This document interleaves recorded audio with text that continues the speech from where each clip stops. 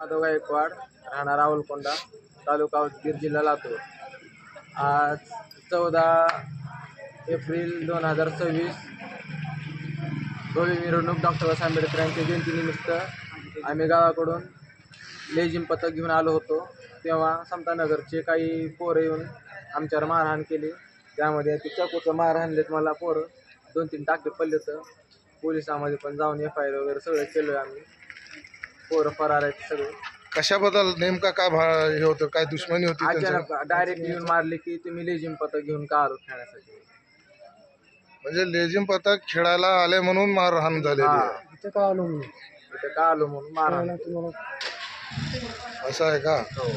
मग आता तुझं काय म्हणणं आहे आता? म्हणणं काय जे आहे ते त्यांना शिक्षा भेटावी, कारण विनाकारण मार केल्यानंतर मी पण काही बसू शकत नाही तसं.